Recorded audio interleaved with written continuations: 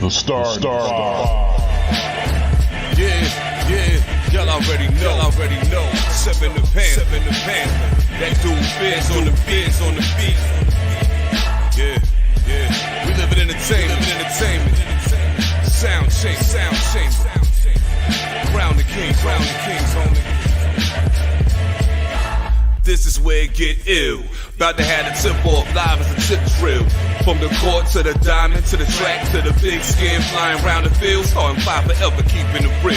If it matters in the world of sports, jeans and long sleeves, they taking no shorts. Hot to death, oh yes, these are the sports podcasts live as a pros course. Biz market wave, the starting five goes off. No matter who you cheer for, emotions out the window, they analyzing with clear thoughts. They take it way deeper than the boys ever. No longer got any use for the four letters. The latest news, score stats and a view from the sideline. Ain't no guideline, it's just the truth. Yeah, no need to dig for a parting line. It's always in season if people start five. We going in on three, run the baseline, start five, get it. We got what you need. If the sports news you see, we don't waste time. We talking cause we live it. We got what you need. We going in on three, run the baseline, start five, get it. We got what you need. And y'all know me, seven sign, I'm the illest cat stick. I got what you need.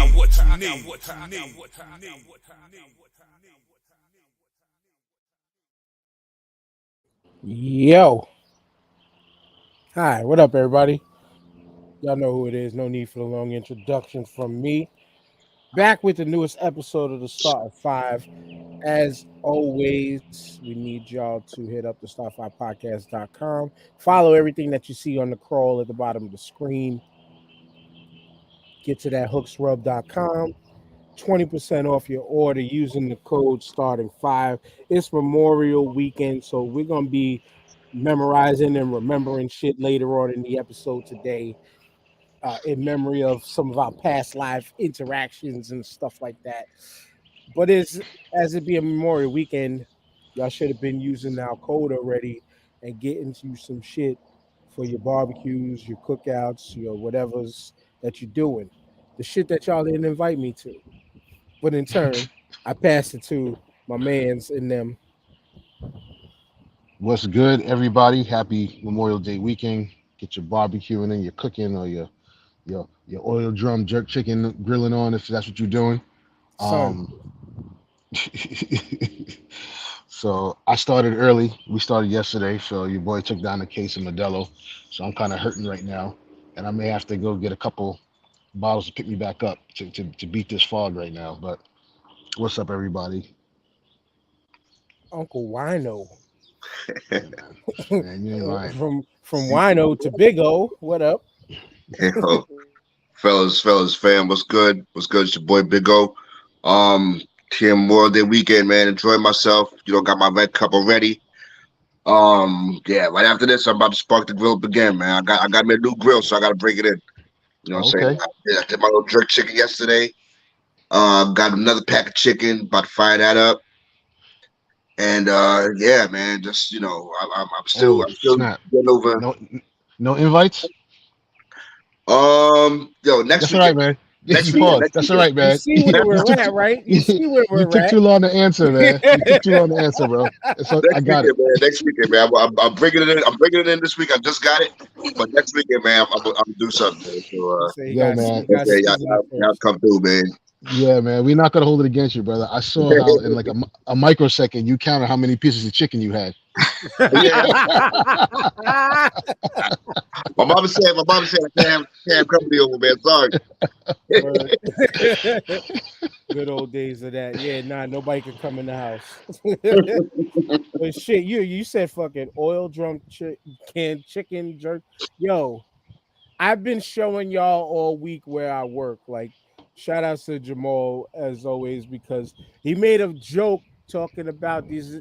I forgot who we were talking about. We were talking about players that they all look like they used to work at White Castle on Utica and Empire, and I'm like, yo, look at the border of where I work, and I'm driving right past Utica and Empire. Like most of yesterday, I was up and down Utica Ave, just going through. But also like where I work, Rogers, Nostrand, Bedford, Flatbush, all That's them why I blocks came over up. there. Yeah, man. New York I came Ave, up in like both them sides. Yeah, oh, okay, yeah, and that's yeah. kind of where what area is that? Where the So hospital is, where SUNY Downstate is, and all that. What is that? over where the White Castle is, that's Crown Heights. That's still Crown Heights. So Yeah. that's that Okay, was from Eastern Parkway down. The other way is going towards East Flatbush. okay. Wait. SUNY Wait, SUNY downstate. What's downstate. what, What what's what that? did it I used to mean, be? It's Yeah, on what did it used to Clarkson. be? I don't so know. what was it? What was it before SUNY downstate? Yeah, I don't know. I'm not. I think That's not. that's East Flatbush. It's like Clark, like around Remsen. Okay. I'm not. I'm not near Remsen. Where I Hold on. work at, where I can tell you where exactly where I work at covers from Flatbush, from Eastern Parkway to Clarkson, Okay, that sounds like that may be like and then from what's they call it Flatbush now? to Utica. Leffers Gardens, did they call that? Yeah, because Lefferts is a block in Leffers my Gardens area. area, Linden Boulevard. You know, that's still East Flatbush though. That's Oh, Kings okay. County's not that far from there, right? That might be Kings County then, or what it used to be, I guess. But yeah, where I work now, it covers from one side of Clarkson all the way up to Eastern Parkway. They got like President, Union, Sullivan, Crown, Crown, Carroll, Montgomery, Sullivan, Empire. Wow, I remember these streets already. Yeah, man. That's Damn, Lefferts, that, that shit proper, East boy. New yeah, York, Maple, yeah, man. Hawthorne, Rutledge, not Rutledge. Rutland, Yeah, Rutland. Rutland. Yo, man, you going through the dollar cab routes, bro. Those are some That's main no, so dollar cab says veins, bro. that's where I work now. That's where I work Yeah, at now. That's the area I cover. That's the let, area that gets tickets. yeah. It's like Crown Heights, Flatbush area. That's Oh, the okay. over by where downstate is. That's Flatbush, Leffers Okay. Gardens, or they call it Yeah. Prospect Gardens or some shit. I can't. It's I don't know. cool. Yeah, It's cool over there. But I brought it up to mention when you said the drum. Yo, almost every other West Indian restaurant had the grill outside the joint cooking. that's how you do it, man. Yeah, There was Every restaurant. yeah, almost all it legitimately almost all of them. And it's like right now, like I was saying to the wife earlier, I'm like, yo, this because we had to go that way because my dumbass brought my work car keys home with me and they needed the keys to move it out of the way for tomorrow's details. So I had to waste time to go all the way up there to then, we had to go shopping at BJ's anyway. So we went to the one on Shore Parkway okay, down over there in Bensonhurst. But I was showing it through, like, oh, this is where I work now. This is I didn't go through the whole area, but I was just like, there's so many little freaking West Indian restaurants. Like, I eventually got to give me some jerk chicken. But so far, the first 2 weeks, I resorted to Wendy's, KFC drive-through, fucking Burger King drive-through, like, and then I brought food. Like, I ain't touched none of the Jamaican spots yet. Which I don't. I mean, there's so many of them. Where do I go to? It's like, do I try them all? Which one's the better ones? Do I hmm freaking? I don't know yet. I don't know yet. yeah, Yo, your best bet, man. You got yourself a grill already, right? Your best bet. Yo, just get ahead and go to Walmart or the supermarket, get you a good Walker's wood and yep, do it yourself, man. No. I'm talking about lunch. I get that. I'm talking about lunch while I'm at work. Oh, oh man, there's a bunch of spots. That's yeah, the that's the thing. way. Where you at? All those spots you just named? Yo, you in the hub? Yeah, I man. I I see it. I Yeah, just bro. don't Just know which is t- the first. Just pick one. Yeah. for Okay. jerk chicken. Yeah, just pick one. Yeah, just pick whoever's got their drum out closest to you, they all drum try it, and that's how you do. Well, Isn't yes, isn't Peppers over there? Peppers is over there, right? Peppers is over there. I can't. Where's Jerk City? Jerk City's further down Utica, right? probably not in my area, Utica. Boston's. Hold on. But anyway, like it was like there was you know where the speedway is on Utica? It was like Utica and Rutland right over there, right? No, Yeah, Utica and Midwood. Utica and Midwood. Right before getting to Utica, there was the dude with the tent and the grill out. While somebody was washing their dollar bus right across the street, like on the other side of the street. Like I was like, this feels authentic, but I didn't pull over. I didn't pull yeah, over. I man. kept going. Those are the good old days, boy. Yeah, you may want to jump into Peppers. Peppers should uh have you All right. right. All right, Yeah. I'll look for them first. Cause it's Oh, funny, like it's funny also driving through, and then I turned, I looked, I think it was on Bedford or it was on Nostrand. There was a golden crust, a little one, and I was like, nah, something don't feel right about this. Like with all the mhm. real shit around, Golden Crust had to sneak their way in there somehow. I mean, Everywhere, I'm bro. surprised. I don't know how they make money with all the real spots. The non-franchise spots over there and shit. Right. Probably That still have that convenience authentic and flavor. price. Yeah. Yeah, I would say convenience, Jamal. Yeah, I would say either it's probably like a maybe a level of consistency, but Hmm.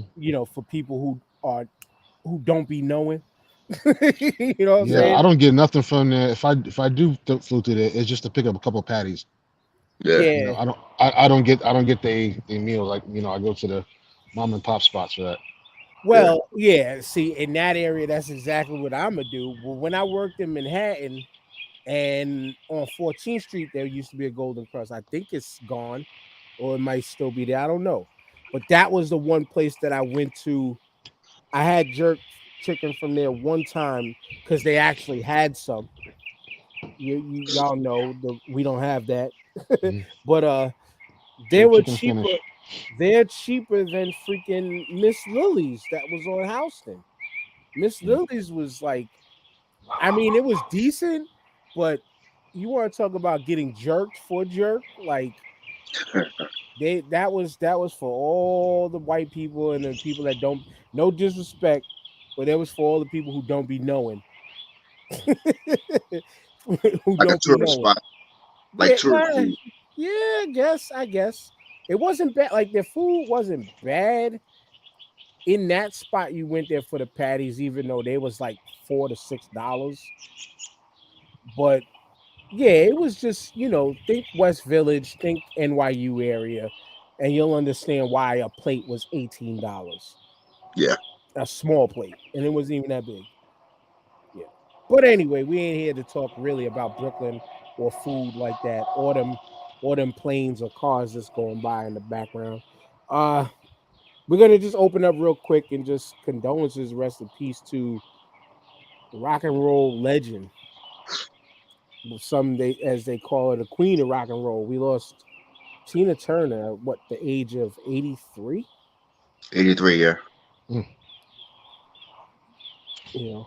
It's been a rough year, man, for icons that we've had, yeah, and her impact. And Tina had like two careers and like queen of rock and roll, but people forget she was she was she was huge in R&B at that time.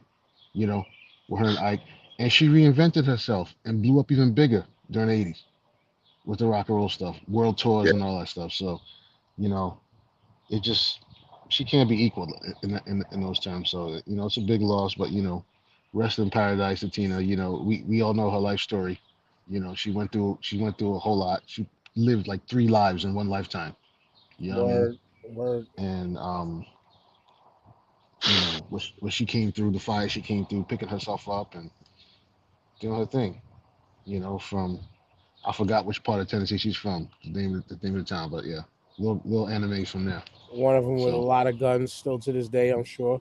But Mhm. but yeah, people would be assholes and clowning heavy though, like with the memes, like Ike waiting for Tina to come through the pearly gates, and dumb shit like that. Like I was like, wow, like obviously the internet's undefeated in all manners of respect or disrespect, and the disrespect was on instant mode for some reason. But I guess that was for most old that just really didn't. I mean, they understood the impact, but I guess jokes was jokes. Yeah. Yeah. So yeah, I mean, is there some things that you just don't? I mean, and this is coming from somebody that shit. If you know me a couple years ago, I joke about any fucking thing. But when it comes to maturity, the older you get, the more you realize there's certain things you just don't touch and Hmm. don't fuck with. Like this, this woman, this woman overcoming what she did. and having a comeback year at age 44. Like we the three of us. I'm sure none of us were around, or can remember when her first career with Ike and everything, and after she left Ike, she was doing Vegas and stuff like that. Like she was, you know, it wasn't until the early '80s that Live Aid was her coming out party, and that's what kickstarted her second career. So shout out to her, man, and perseverance, and I think that's a big story. That's a big story on her part. Hmm. So man, rest in peace to Tina Turner. Yeah. Yeah, for real. Yeah, like Jamal said, I mean, it's a rough start, but this is, I mean, we are getting to those ages though where more and more of our legends, legends, and people close to us. It's unfortunate, but we're heading down that road Our where we're, childhood, yeah. where we're getting that close to it. Where yeah, a lot of our childhood friends and people we know, people we're close to, like yeah, it sucks. It sucks, but it is an unfortunate part of the cycle of life. But yeah, rest in peace to Miss Tina Turner for real. But yeah, let's get into something that just was like big bombshell news. Before we get into the funny ass video that I'm gonna show y'all, and before we get into this basketball talk, DeAndre Hopkins, son, just straight up cut. No compensation, no nothing. Just be on your merry way from the Arizona Cardinals. Now, I watched a video on TikTok maybe 2 days ago from Rich Eisen's show, and he was just like he kind of made a valid point when I'm kind of simplifying and paraphrasing what he mentioned was like he said Kyler Murray needs to watch out. Hmm. Kyler Murray needs to watch out because They having a he fire sale. he might be next. Yeah. Hmm. Because allegedly they got their eyes on this kid I think in Oklahoma who I believe he was if it's who I think it is he was on some like Netflix show uh like back when he was in like high as like a senior in high school about to go into college and he's Mm. from Arizona and so like I think they've been talking like the Cardinals are kind of maybe eyeballing this kid. And he was just like on some like Kyle Murray needs to watch out because if they're willing to get rid of DeAndre Hopkins of all players, like yo, like it's just crazy. I mean, to see a wide receiver of his caliber, he did recently come off an injury, right? He just came back off an injury like a season or so ago, right? And didn't he have like a 6 game suspension or something like that to serve? I'm you know you guys are the football guys, right? So I'm not as privy. I just looked him up. He's 30 years old. Did he lose a step that I don't know about? Like what was I mean, okay, I see Kingsbury is gone. I see Cliff Kingsbury is gone, the head coach. Um yeah, as you tell me about Kyle Murray, you better watch out. You lost your primary target. And it was abrupt. So yeah, I'd be looking. I'd be if that doesn't make you open up your playbook and start studying that shit, I'm saying, man, especially with the money they paying him. you they know, Yeah, he actually served a 6 game suspension 2022 for PEDs, which that PED list could be bullshit because there's just a lot of like nonsensical things that are on there like that they can't take like so I don't know we don't know exactly what he took I don't think but yeah just to see a dude of his caliber and I think he had a really large contract too to where they just yo Like Arizona didn't even like it. It didn't even seem like they even tried to shop him for something. Yeah, For they just something. they just cut him. because the So Giants will take him. yeah, that's eye opening because that seems like that could be the start of a trend because Kyler Murray his contract is about 230, 160 Yeah, guaranteed, and they said, well, why are we paying all this money to go 4-13? It Right. seems they ain't gonna pay that type of money for a rebuild if they're already in the rebuild. You know what I Word. mean? yeah. Kurt, So Kurt Warner spoiled that team. mm, you Kurt, see, Kurt Warner and Larry Fitzgerald spoiled that team. But oh well. Like, where do you think? I mean, obviously, y'all Giants fans, y'all would want him on your team, but where do y'all Yeah. legitimately think he should end up? Like, I would love him as a Philadelphia Eagle. the entire NFC East is probably looking at him hard right now and trying to figure out what's the deal behind him being dropped and released like that. This right here is this right here is in Belichick's wheelhouse. He likes picking up old vets. Hmm. That still has something to prove. Yeah, but the way that New England team is structured right now, if I were him, I wouldn't want to sign there unless they're dropping the bag on me. Mm. Unless they're Yeah. dropping the So bag on me. Like I shit for the quarterbacks that are out there. Like if I were him, I would want to go to the Jets right now. I would want to go to Buffalo, even though it's fucking brick ass cold up there in the wintertime. I would want to go to Cincinnati. I would even want to go to freaking Baltimore and be on the opposite side of Odell Beckham and yeah, Lamar Mm. I mean Jackson. those are all viable landing spots for real. The Cowboys is gonna push hard for him to get Dax some receiving help. I don't Um, want to see that. none of us Yeah. do, Yeah, none but of us do. it's the Cowboys, so they're gonna try to make that big splash for Dak and DeAndre at this point in his career, who knows, but Baltimore sounds like a terrific landing spot for him. Mm-hmm. You know, how Howie be doing with the Starting the Eagles, season, he's so playing somewhere. yeah, yeah, he'd be fine. Oh yeah, he definitely He's gonna. not he's not he's not Des Bryant in the slightest. Well, Dez wasted all his great years in Dallas, Mm. and then Yeah, nobody picked him up after Dallas got rid of him, Mm-mm. right? Mm-mm. no, Yeah, he no, just went straight to obscurity, and that was he that had the was a yips though, crazy. right? Isn't it at the end of his career in Dallas where he kept dropping everything? Yeah, Is that him? yeah, All right. yeah, But he's still yeah. but Jamal, correct me if I'm wrong. Yeah, He's still better than CD Lamb though. Who? Des Bryant. I don't, I don't know about that. I don't know.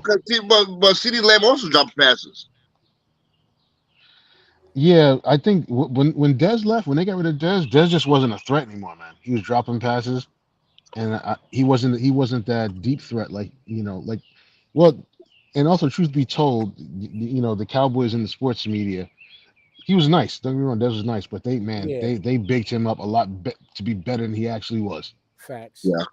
You know, I think um, a lot of players from Dallas, a lot of players for the Cowboys for some odd reason, and maybe it's the whole engine they have over there. They all big them up better than more than what they are. Tony mm, Romo, you know Tony that. Romo was the truth, though. I gotta give props where it due. You think He so? I mean, he how many playoff wins did he get again? I was about to lead off by saying yes, he shit the bed a lot in the playoffs, but regular season, he was kind of accurate. He played pretty damn nah, well he can ball. He Tony regular Romo could season. ball. It's just fun to clown him because he was in the Cowboys, but Facts. he could play. He could Yeah. play. Like he wasn't no Hall of Fame caliber player. But thinking about them girls real quick, even Zeke is still out there. Yeah, yeah. Yeah, Zeke. I read two articles about the Giants and Zeke talking. So I mean, he Uh, ain't gonna get no big money, but anything to one spare Saquon some carries, and two in case we lose Saquon. So that. But the kid we drafted yo, from Oklahoma is nice, so that's all good. a Saquon and Zeke tandem would scare a lot of teams in the NFC. It would be a problem. It would be a problem It because all Zeke. depends on how much Zeke got left in the tank. That's the thing. I don't. Right?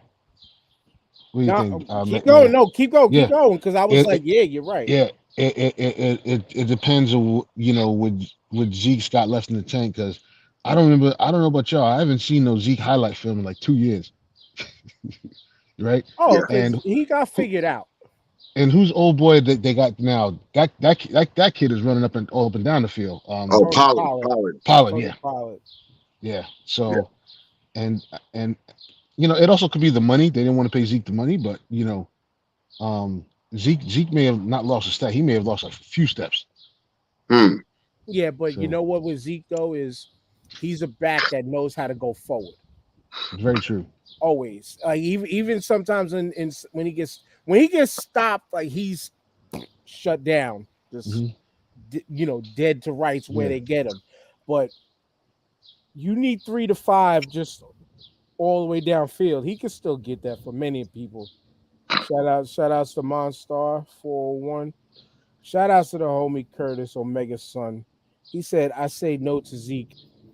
I guess he means I don't think he'll fit with the G-men. Pause. I don't know. You know why? Because I still don't trust y'all offensive line to say that if he would fit or not with the Giants. We have a better offensive line than we did 3-4 years Yeah, ago. man. I mean, you We're see how many trending in the yards right Saquon direction. had last year? I did not look at those numbers, but I will. Yeah, Saquon. That's why he's trying. That's why he's trying to hold out for that money, trying to get that last big contract because of what he did last year. Well, let's look at what he did. Okay, 1,312 yards, 10 touchdowns. Okay, average 4.4 yards a carry. So I mean, he's another back who got figured out too. You know what I'm saying? He's another back who got figured out too, but he's one of those players that's still gonna get his. But right now with Zeke sitting on the sidelines, who knows where he's gonna go? Who knows if he's gonna even get anything? Who knows if he's gonna get anything, But I know something that these people here, they're just not he said Saquon is that good. He's running for his life. He ain't lying. He ain't lying, bro. He ain't lying, man. But so And speaking he of slowed down the second half of the season too. That first half of the season, he was killing it. true, You think it's the workload? The workload, the line, the line was average last year. It wasn't shitty like it usually is. The line was average. Now it's slightly above average with the addition of the center we got. And I if they will sign that guard from Denver, then I think we got a good line. I will give it to workload because he was the team for the most part. 295 carries, man.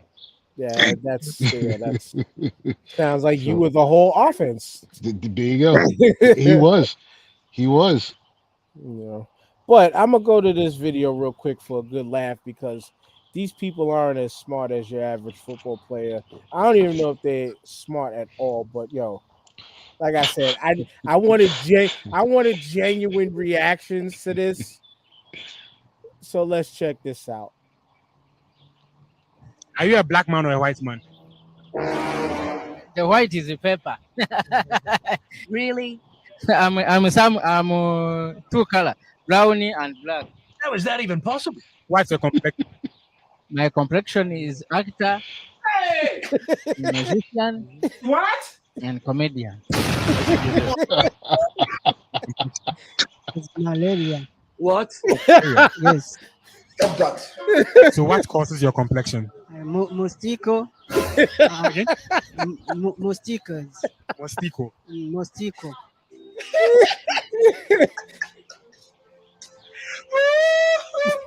Are you a black man or a white man? I'm black man. Whoa! So what's the color of your skin? It's black. What's your complexion? I'm a man and a woman. What? I'm a man and a woman. Oh man. Okay. I can't. What's your complexion? Is HIV. What? AIDS, that's your complexion, eh? Yeah.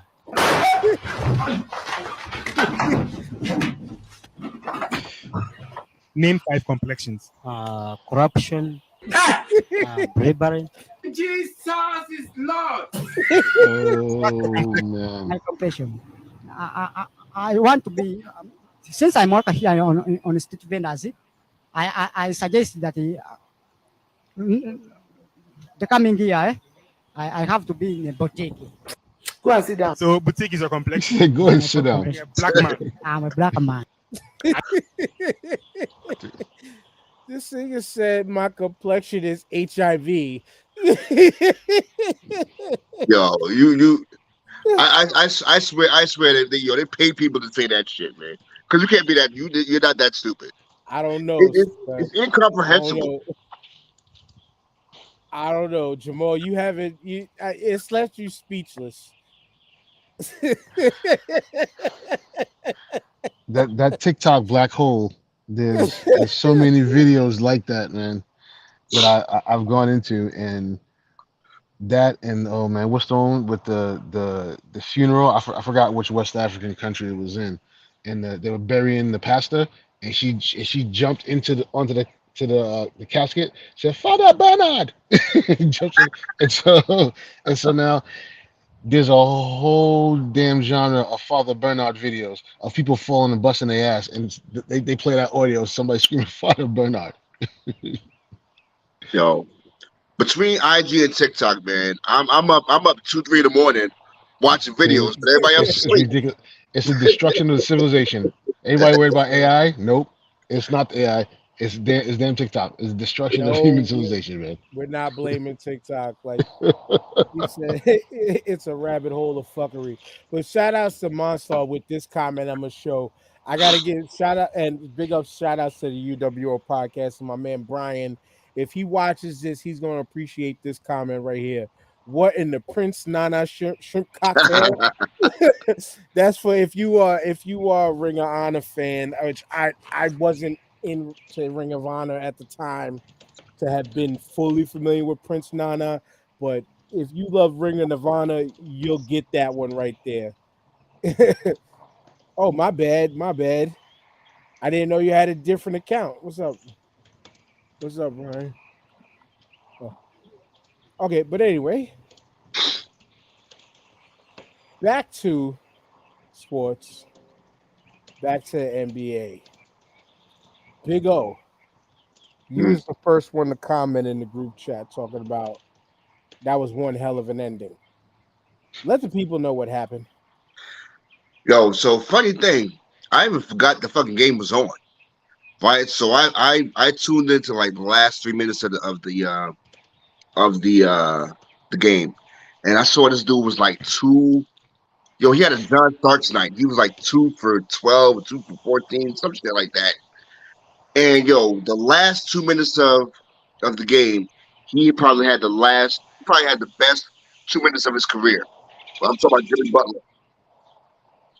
You know, he it wasn't that he couldn't miss.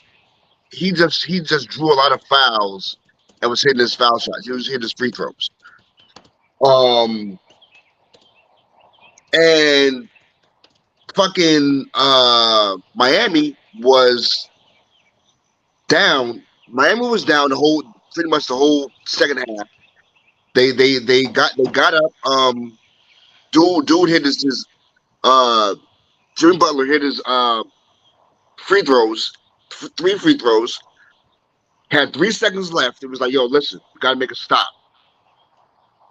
I forgot who got the last shot in Boston, but Derek White came unprotested off the corner and hit the layup off of a rebound and won the game.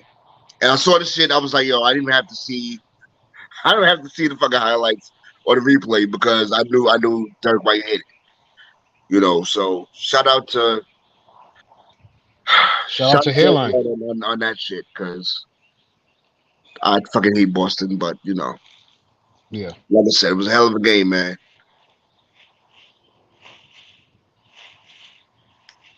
My bad for the dead air, but there was another TikTok that I got to show because we're talking about Boston right now and the Miami Heat series. But Shout outs to this guy. I got to get this dude on the show because he's definitely one of the heavy in basketball on TikTok. But this shit is hilarious here. Look what it, This is my impression of a Boston Celtics fan who's really happy I about saw this. its game winner. White power. This is my impression. Oh, Yeah, oh, I saw that shit. yeah, this dude. oh, Yo, that was hilarious when I saw it. Shout out to Oh. Backfired NBA Pod. We follow each other here on TikTok. But yo, when I seen that shit, it was fucking hilarious. Brian, if you're available, you could come on and talk about your squad because he's the Boston Celtics guy. And even though we Knicks fans always say fuck Boston, but brief aside, it's still the irony of we look at that as like a freaking. We look at that as racist city historically. We look at racist fan base. We always think. I'm about to say, and historically and not historically. But we got to remember that the Boston Celtics was the first team to integrate, first team with black coaching.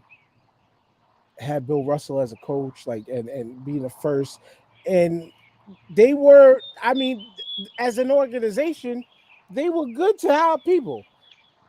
It's the fans. outside. It's the fans that are pieces of shit. It's the outside shit. It's the outside shit. Well, yeah, man. Boston Celtics, though, Jamal, go back and tie this series up 3-3.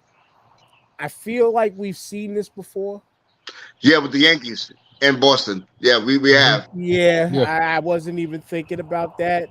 yeah. But we saw from 3-1, the most obvious one. Mm-hmm. Heat Warriors, but This is crazy. It is crazy, but if these two teams play to their fullest potential, this series should have been over by now in Boston's favor. So I don't know what Tommy Mottola, not Tommy Mottola, what's it? Joe Mazzulla said to those boys. Close. But he got them playing. The three ball was dropping for them. And he got them playing. They believe it in themselves. So they just can't now. It's even worse. I'm trying to think, is it worse if Miami loses this after being up 3-0 and shit the bed, or if Boston comes all the way back and shits the bed at home in game 7? I'm gonna tell you one thing, Jamal. Yeah. And I gotta give him some more ice for my cup. But Spoelstra's job is secure either way. Oh yeah, he's Spoelstra playing with broken the parts. most underrated, Yeah. the most underrated coach in NBA history at this point. And I fucking hate Miami. I hate Miami, but damn it, Spoelstra Yeah. is from Coach of the where year. he came from. You got to give the man credit. So you can't. I mean, he's doing this shit with fucking one star, one all-star. Jimmy Butler. He's doing this shit with Kyle Lowry. Bam is nice, man. Bam is nice. Right. And Bam that is the direction. and that label of star, let's remember, it's only because the media chooses to talk about the one name. Mhm. They should be bringing up Bam Adebayo. Yeah, Bam has been yes. Bam is incredible nice. in the paint. Yeah. Yes, and I've said it at the workplace that I like Miami versus Denver more than Boston because of Bam. Because I think Bam can handle Joker. Nah, man, better. he's too small. I think if Joker puts his back on his shoulder into him, it's like when Joker needs a bucket, right? And he clamps down in the paint. And he puts that back on you. Bam is too small, man. He's not gonna be able to stop that. Joker is the best. Listen, thank you. Shout out to ESPN for having forcing the NBA to have their games at 8:00, so we can finally see Joker. Yes, sir. Joker is a lot better than Embiid. But Joker would have Robert Williams in the spin cycle. Okay, as opposed to Bam Adebayo. Yeah, it's a bad matchup either way. I mean, I think the Celtics against Denver is not a good matchup. They need to hit them threes all the time. And that's not gonna happen. And just that Joker can kill you in so many ways. He don't need to score them points, especially if Jamal Murray is lighting it up, and the Yeah, way he facilitates. Actually, the only person I ever seen outplay Joker head to head is Embiid. yeah. But you know why that is. MB is keyed in on the games because MB want to prove to everybody Hmm. that he's the MVP. Yeah, Yeah, and everybody can get bested at any time. But nah, I mean, it really don't matter who I see against Denver. Denver's taking it this year. Denver's too strong. That's your pick. Their team is just playing way too deep. I mean, way too deep right now. And the Joker, I got you, Brian, right now in a second. But yeah, I mean, they're just playing way too deep, and it's like we said the past 2 weeks. You can't stop them. You can only hope to contain them. But I wanted to answer this, but and yeah, I want to answer this question right here. Is this considered a rivalry? Absolutely not. yeah, Absolutely not. It's not a rivalry. Knicks and Heat is a rivalry because we had years of bad blood against each other. Years of bad blood. So that's more rivalry than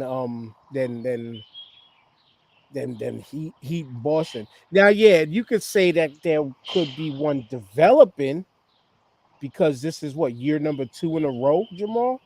yeah, yeah. So yeah, you could say that one is developing, It's but developing, but it's yeah, it not. may It's not actually, a yeah. After the season, it may actually be a rivalry. It may actually be a rivalry because of the way this season, this series turned out. yeah, So, yeah. because they It's gonna take another year or two, in my opinion. when the Heat went to the bubble championship, they won in Boston, right? Did they go through Boston? Actually, they didn't win in Boston. Shit, there was the bubble. They won in the bubble. Yeah. But they beat Boston in the Eastern Conference Championship, no? Yeah. Yeah, I believe so. Okay. I believe so. But yeah, I mean, like I want to see Boston complete this though. I Okay. truly do. I want to see Boston complete this just because again, Knicks fans spite.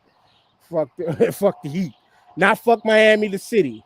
I haven't been there yet. I want to go. I want it to be peaceful when I go. But it's fuck the Miami Heat for real. Just because of the orange and blue runs through the veins.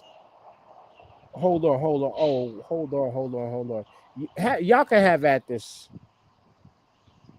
He's Let's say, overrated and overhyped, in my opinion. Jokic. I think that argument is dead. That may have been an argument last year, but yeah, it's dead now. I mean, he's in the finals, man. He's in the And they finals. He and, swept the Lakers, and and they ain't nobody wouldn't been have able to been. stop him yet. Yeah, no. I think I think at this point, it is what it is. Jokic is the real deal. He's the MVP. His game is so multifaceted. It's an ugly, Dude, slow game, but it's beautiful at the same time. Because dude. Shout out to Luka Doncic. yeah, because who's stopping him? Who can stop him? Let me just look at some of his numbers from the Lakers sweep. All right. This is overrated for you. In 45 minutes, the last game, 30 points, 14 rebounds, 13 assists. Game 3, 24 points, 6 rebounds, 8 assists. Game 2, 23 points, 17 rebounds, 12 assists. Game 1, 34 points, 21 rebounds, 14 assists. The dude had a triple double in 6 games out of the 10 playoff games he played this year alone. Wow. And is averaging for the playoffs this year. Oh no, yeah, averaging for the playoffs this year almost a triple double. Wow. Yeah, man. This is Nikola Jokic. There's nothing overrated about this man No. whatsoever. No. No, because would Hold you on, rather hold on, have hold on, him or hold on. Mitch? He said he's not on the court. He said don't care they weak. Nah, bro, I'm not impressed. He's not on the court with a pure dog to me. Dude, he is the dog. That He is the motherfucker dog. he's the biggest Yeah, dog man. on the court.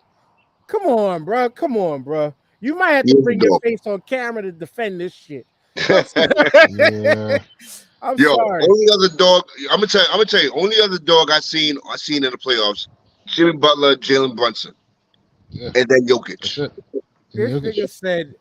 nigga said I can score triple-double against the junior high team too. Get the fuck out of here. Who's the junior high team? Who's he talking about? All right. Okay. The subpoena went out. We got the witness here. What's happening, everybody? Nope. What's up? What up, Brian? What's happening? UWO podcast in the building. Boston Celtics fan. Gloat on. First and foremost, shout out to everybody here. What's happening, everybody? Hope y'all having a blessed day. Yeah, what's up? I'm taking credit for this 3-game comeback because, Dan, I know you listened to the show this past Monday. I went on a rant talking about how the fuck are we losing to this team. We're down 3-0. Ain't no fucking way we should be losing to Miami the way we are. And since then, they haven't lost a game since. So I'm taking full credit for that. But no. You and Mike Greenberg, because he swore that history was going to happen, and so far it's true. Well, I haven't said that yet. But no, I'm not shocked that we actually are the first team. Well, not the first team. I think it's like the 4th or 5th team to come back and force a game 7 after being down 3-0. But I honestly think we're locking this up in Boston. Like, with all due respect to Miami, and I could be wrong, so don't get me wrong, but I honestly believe we're locking this down in Boston. Like, legit, we are shutting this down. We are making history tomorrow night, and it is what it is. With all due respect to Miami, because I was listening to you guys, as you guys seen, Miami's a good team, and you know they should have been higher than an 8 seed in all actuality. And anybody who knows me knows that I've been saying since day one, the one team I don't want to face in the playoffs is the Miami Heat. I wasn't worried about Philly. I wasn't worried about New York. No disrespect. I wasn't worried about. You should have been. I wasn't worried about Giannis. I wasn't worried about Giannis and them. I was worried about Miami because Miami always gives us a tough game. And that's what they showed us in the first 3. They came out here and they whooped that ass for the first 3 games. But overall, Miami was that team that I was just like, yo, I don't want them. I don't want them because some shit like this could happen. And now we're going to game 7 again. So, but honestly, I think the Celtics have this locked up. And I hope so too, to be honest with you. No, I trust me. I'm as a Celtics fan, I'm like, if there was ever a year for us to win it, this was that year. You know, I know Brogdon didn't play yesterday, but a pickup like Malcolm Brogdon on this team did wonders for us on our secondary. And homeboy ended up winning 6th man of the year. You know what I'm saying? Supposedly he's going to be good for tomorrow, so that's another plus for us. You know what I mean? I can't see us losing to Duncan Robinson hitting threes all day long, man. Like come on, son. Like we can't stop Duncan Robinson. And yo, not to cut you off, no. But for those who missed the game, who missed the fourth quarter, he missed 2 open 3-pointers. Yeah, and he was lighting us up the entire night. And he, I didn't see the whole game. I saw the fourth quarter, and I'm like, yo, this dude is wide open. You know, everyone was under the basket waiting for the rebound. Mm-hmm. He missed it twice. Yeah. So I'm like, what the hell? Okay, it wasn't meant to be. And I think he was like 5 for 7 before those 2 missed shots. So he was destroying us all game long. Like, with all due respect to Jimmy was quiet until, like you said, the last like 2 minutes of the game. Like, he really wasn't doing anything. Mm-hmm. So, like, for me, it was just like we gotta stop like letting this guy get wide open. Like, there was a play earlier in the fourth quarter where Duncan was wide open and it was Marcus's cover, and Marcus doubled over on Jimmy when we all knew Jimmy wasn't shooting, and he left Duncan wide open for a wide open corner 3. It's just like, yo, we gotta stop him from getting those wide open shots. I forgot the young kid's name. The one that was Gabe Vincent. We got to play up on him because if he has space, he's shooting it too, and that boy is another one. He don't miss. So yeah. We got to close out on him a little bit more. Jimmy just hasn't been aggressive the past like 3 games. Like, to me, he looks like he was trying to be comfortable and we're gonna win it and pull it off in game 6. And Anybody who knows Boston sports knows when you give us that little bit of motivation, that's all we need. That's all we need. And like Marcus said, don't let us get one. And damn it, it's been proven right so far. Jimmy's probably tired, bro. Jimmy been he's probably Yeah. he got a lot of mileage in them legs this playoff. Oh yeah. Yo, dude is 33 years old, man. Yeah, man. He's You Jimmy's said that like probably that's tired, bro. granddad age. It's not. Good It's just sports. Kind of basketball. That kind of grind. basketball he's been playing this playoff. He's probably Man. a little starched. Have y'all seen that dude that be outside of West Fourth draining shots from over the fence, talking about age and basketball? Like, The come cab on driver now. looking dude. Yeah. Yeah. Come on now. I'm never gonna. When it comes to basketball age, I get it. I get it on the level of getting up and down the court, but the last thing you lose is that ratchet. It's the last Nah, thing man. you lose. Yeah, And it's then, not that like, though, you- man. Mm. Go ahead, man. Finish No. up. Go ahead. Go ahead. Yeah. I just think that as hard as Jimmy's been playing this playoff, man, it could have caught up with him. You never know. Very true. Yeah. He may No, have just need a couple of games off. He's gonna be up for Game 7. There's no way I could see him going out there and being a dud. So, but and before you came on, Brian, like I was saying, if these teams would have played each other the way they're supposed to be, Boston would have got them out of there in 6, I believe. If they both played to their potential. Agreed. Boston should have beaten them. Agreed, 100%. I honestly thought this was going to be over in 6. I thought they were going to end this in Miami because I had a feeling Miami was going to steal either the first or second game. I wasn't too nervous. Like after game 1, I was like, all right, Miami's known for, going into teams' houses this playoffs and, stealing the first game or at least one of the two. By the time they won the second one, it was like, okay, well, all right, now we have to go to Miami and we got to try to at least take one. And after game 3, I'm thinking to myself, I'm like, man, they just quit. So, you know what I mean? Like, I wasn't expecting what happened in game 4 to happen, but, you know what I mean? Like, these Miami is like all the props in the world to them, whether they win or lose tomorrow night. Because I actually am a Miami Heat fan too, aside from a Celtics fan. Yeah. But, it's one of those, it's like, I don't see this team. Our team is built to win a championship, especially this year. Like, don't get me wrong. Last year we had some good players, but another year of experience and then picking up a guy, like I said, like Brogdon. And we still got Danilo Gallinari, who can't even play this year because he tore his ACL in the, I think it was like a EuroLeague game during the summer last year where he tore his knee to shreds. And, that's another guy we didn't have this year on the squad. But I felt like this year was our year to be ready for anybody in the playoffs. I kind of almost agree until Denver started looking the way that everybody except Denver. Yeah. Until Denver started looking the way that they look, all bets are off for almost anybody from the East. Of course, with the exception of me being a prideful Knicks fan and us being prideful Knicks fans. But yeah, Denver just right now looks unstoppable. But I wanted to get to this is what I kind of brain farted a little while ago because he had mentioned it. Curtis mentioned it above.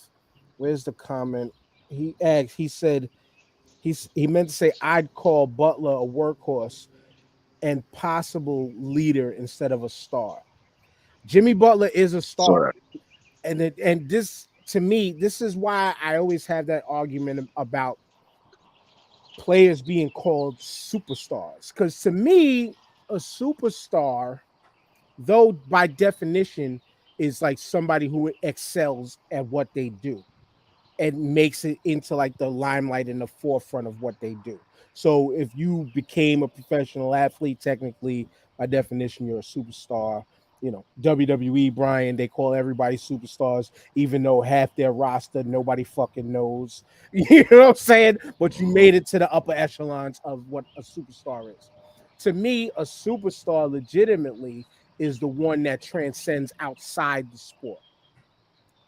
And Jimmy Butler, though we don't see him on commercials and things like that, like he's one of those household names that people know outside of a little bit, or they'll know basketball there if they just know the Miami Heat. He's a person that's easily identifiable. To me, that's what makes a superstar more than just play on the court. Yeah, he's a leader. Yeah, he's the workhorse because he's the dog that Like, he's that dog that you can't stop. And only he kind of stops himself. Mhm. Only he kind of stops himself. It's excels across the board, even against adversity. Superstar. That right there describe what the fuck Jimmy Butler does and how he plays. Right or wrong, Jamal and O. I can't Um, argue with it. Go the ahead, def- bro. the definition, the definition that you gave, Jimmy Butler is not a superstar now because the average mom and pop who does not watch sports would now know who Jimmy Butler is. They know who LeBron James is. He said Jimmy the Jimmy the Butler. Butler. Jimmy Butler, sorry, That's Jimmy Butler. AP nuts no more. Well. Damn, I did say that, didn't I?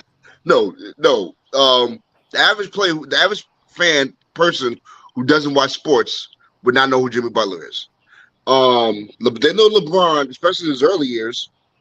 When he was on the commercials or whatever. Yeah, everyone knows LeBron James. LeBron James is a superstar. He is the superstar. But Jimmy Butler to a fan or to anyone, like let's say the girlfriend who happens to walk in and watch a man watch the game, she'll know who Jimmy Butler is. You know what I'm saying?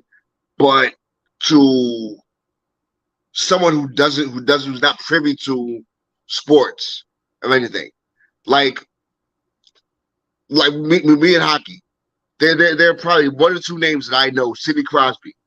I know he's a superstar. I don't watch hockey, but I know who Sidney Crosby is. Right. You know what I'm saying? Or Alex Ovechkin. Right. These guys are superstars. Now guys, they're probably guys just as good, but do we know them? You know what I'm saying? So I don't know. That Yeah, I know I feel what you're saying, but I look at it on also like the casual fan, like the person that can just pick up and watch a game and have no investment or whatever. Like they're gonna know who Jimmy Butler is. You know what I'm saying? Like that's why I say it's like he doesn't necessarily reach across all right, platforms, but there right. are some Like a Peter ancillary. Alonso. I know Peter Alonso. You know what I'm saying? Right, but a Pete Alonso different, like that, home run hitter, home run derby winner. They've given him the nickname the polar bear. Like they're trying to build a person like him to be quote unquote household name superstar outside of just baseball fans. But baseball fans thinking just baseball, like a lot more newer fans are coming far and few. Like that's a sport that I hate saying it, it's slowly dying. I mean, it's not America's past. My damn neighbor in his car horn, but they're not. Baseball is not America's pastime anymore. You know, and yeah, like he says, star status rings bells automatically. I again, casual sports fan Jimmy Butler is known. Casual sports fan Jimmy Butler is known, and I mean, to be honest, yeah, I still see him as a superstar, but I get it if you don't. I'll just put it like that. I get it if you Okay. don't. But nonetheless, though, I want to see them lose. Just off the fact of when I sent y'all that picture of him and how FanDuel had him listed, they had him his image with him and his fake locks that he got, the lock extensions that he had in his hair. I want to see him lose just for that. Just so GP, Man. yeah, setting us back, for a little bit. But somebody who's now set back permanently into the NBA, Carmelo Anthony, retired officially. Do you think, Brian? Because we was kind of talking pre-show, like, yo, somebody couldn't find it. Use of him on the bench. Like, do you see it like that, or do you see it as, nah, you know what? It was his time. I He needed mean, to go. it's funny. that we're talking about Carmelo, because before we picked up Gallinari, the name that was rumored to be coming to the Celtics was Carmelo Anthony. From what I heard, they did have a meeting with him. It was something, I guess, contract-wise that didn't work out with Melo. I guess he wanted a little bit more than the mid-level exception. And like, I'll say this about Carmelo. When we talk about superstars, Carmelo was a superstar. Unfortunately, he's in that same era as like a Dan Marino, where no matter how great you really were, there were other people that were winning more than you during that period. But I give Carmelo all the props in the world, man. He was a phenomenal scorer. He was a multiple-time All-Star. He's an Olympic champion on multiple occasions. He broke Olympic records worldwide. This is a guy who is definitely a first ballot Hall of Famer to me.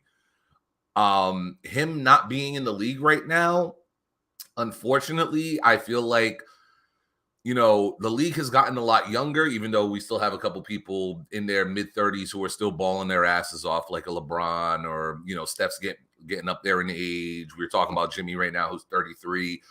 But there's a lot of young cats that play the same position as you and, you know, athletically can do more than what you've been able to do over the past couple of years. Like, we got the Giannis's, we got the Bam Adebayos, you got the Tatums, you got the Browns, you got young guys like what's his name? I know he was on Sacramento. I think he got traded recently.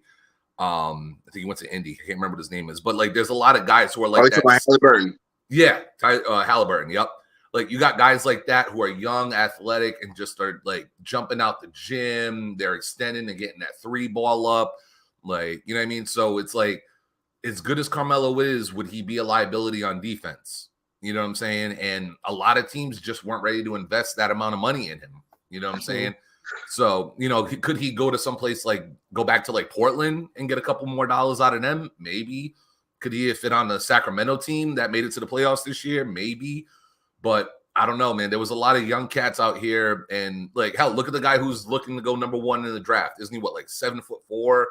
And, you know what I'm saying? He got handles like a point guard and stuff. It's like, it's going to be harder for you to defend these younger guys who are able to do a lot more than you're able to do. But, you know what I'm saying? Don't get me wrong. Melo could definitely go out there and drop 25 for you on any given night off the bench. You know what I'm saying? So, unfortunately, for a guy like Melo, it was his time.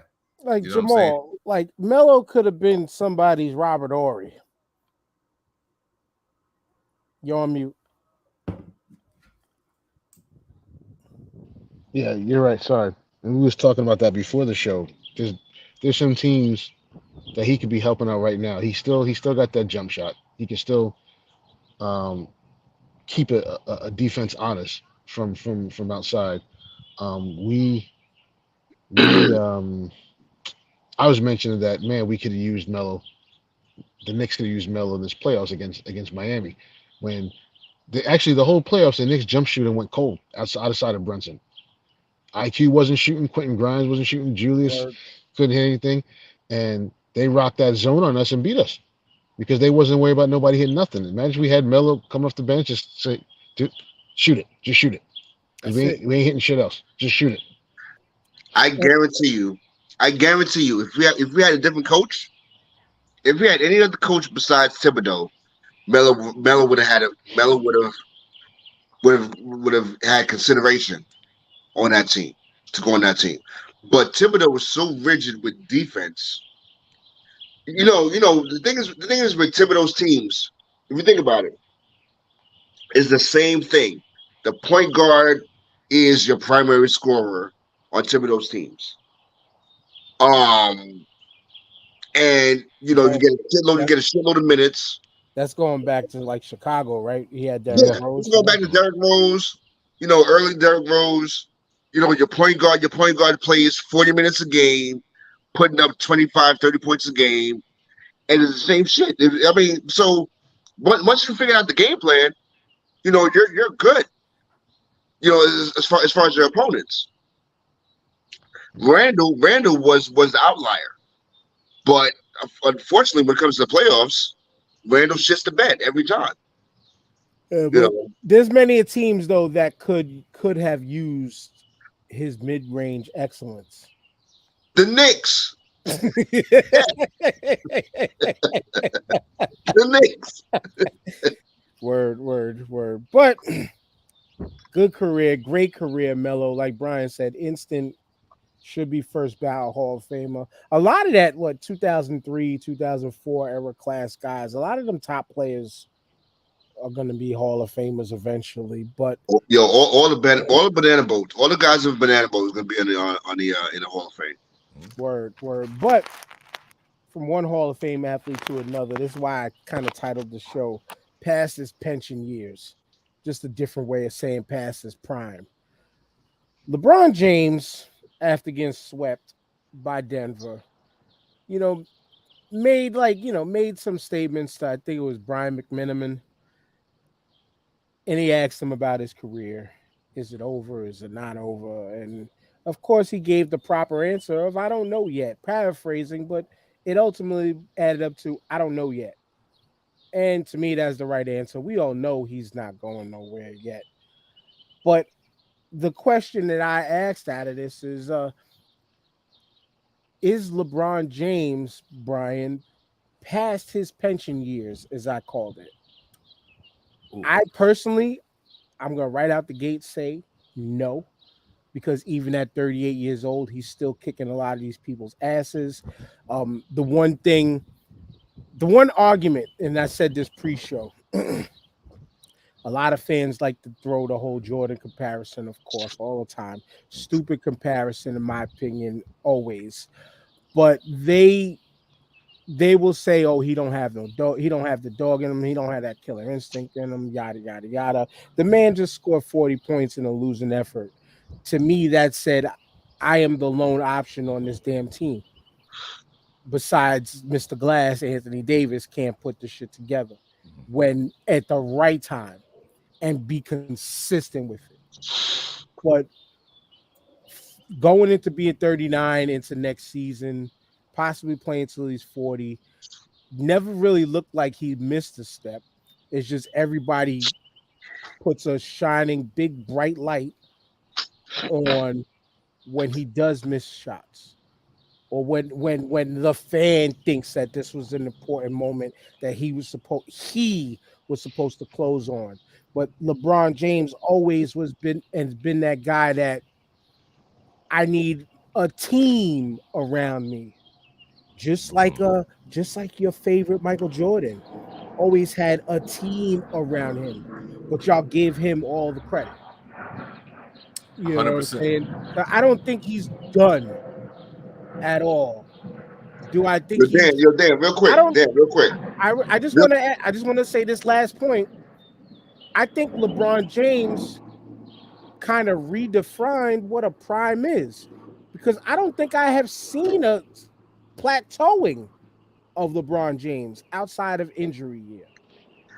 Yo, real quick, Dan. And Brian, I'm gonna let you get to your point. Do you think? Who's better, Scottie Pippen or Anthony Davis? Brian, go ahead and talk. That was a dumb question. Okay. All right. Really quick, Dan. Just so you know, I 100% agree with everything you were saying about LeBron. I don't think he's done it all. Ask Dylan Brooks if he's done. You know what I'm saying? Like that's the way I gotta look at it. It's like you gonna sit there and insult this man and get on this man and you're gonna poke the bear, and LeBron just shut your ass down. And I agree with what he said. He is still better than 90% of this league. Out of 400 and something people in this league, try to find 25 people better than LeBron James in the NBA right now. I'll wait. Can't. And if you try, you're a damn fool. Yeah, I can think of maybe, if we're talking on an elite level, the way he plays, maybe 6 people that you can argue are going up against LeBron. I was gonna say I can debate you on that 6. Yeah, and the 6 it's very rare, and it's got to be somebody who is above and beyond, freak athlete, excels at their position, can defend multiple positions, 1 through 5 on the court, can score against anybody, who can out rebound him, and all. Like it's hard to find someone that's doing what LeBron James is doing. And the closest thing I can compare it to, and me being a New Englander, is Tom Brady, where it's like, oh, quarterbacks only last a certain amount of time because they're getting lit up, they're getting hit. LeBron's a different type of athlete, man. He's taking care of himself in different ways. You know what I'm saying? This ain't the 80s anymore where guys are having at most a 10-year career, let alone a 20-year career, and still exceeding 20 years later. You know what I'm saying? Like, it's rare to see that in any type of sport, let alone basketball, where you're constantly going up and down the court. There's no, like, you get timeout breaks, you get breaks when there's a foul or an inbound, but you're constantly moving, and you got to keep up with these young cats. And like I was saying earlier, when it came to Carmelo, these young cats are getting bigger, stronger, faster. They're getting a lot more skilled at what they do. You know what I'm saying? So a guy for like LeBron to be falling off right now, and you know me, I'm a Celtics fan. Nah, he ain't done yet. He ain't done yet. But he's gonna play with his son. Like, you know what I'm saying? Obviously, he's got a year left before his son. I know his son's going to college next year, right? USC. So, you know what I'm saying? Most likely, Bronny, depending on how long he wants to stay there, he's probably going to be a one and done because we all know people are going to hype him up. You know what I'm saying? He's going to get drafted, and then LeBron's just going to, you know, whoever drafts his son's going to win the lottery because you're going to get LeBron James with him. You know what I'm saying? But LeBron ain't falling off anytime soon, man. What he had this year with the Lakers, with all due respect, aside from Anthony Davis, who else did he really have? You know what I'm saying? Like, with all due respect, Dennis Schroeder wasn't the Dennis Schroeder we saw in like Detroit and all that. You know what I'm saying? D'Lo, yeah, like D'Angelo Russell was never any, like, in my opinion, was never a great player. He was a serviceable number 3 at most on any team.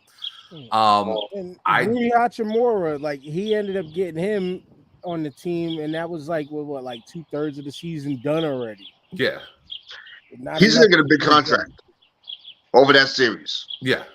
Yeah. Well, some of these young guys are going to get paid off of this series. Reeves. Yep.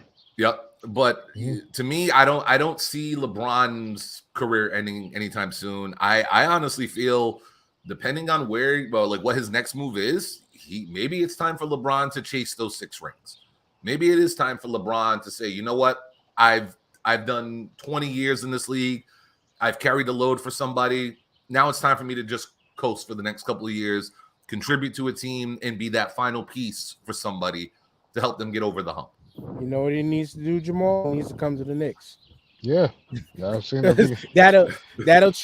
That'll change anything and everything said about him if he could bring us the championship. Oh yeah. You know how much they'll blow that up, deservedly or not. But you know what I mean. But no, LeBron. What people are forgetting is, you know, he willed this team to the Western Conference Championship, and he did that. He did that while he was injured. Yeah. He was injured. He's had either a bad tendon or something in his foot, injured on one leg, and he did that. So, healthy LeBron. And how many 40-point games did he drop this year? And the playoffs, because so he ain't gonna know. And I agree. He's gonna play with his son. He's hanging. He kept himself in shape. We're gonna have another few years of LeBron James in the league, and you know, he's the best player on 90% of the teams in the league. If you went to, you know what I'm saying? Yeah. So there's nothing. He's at a level where, in that Tom Brady comparison was spot on.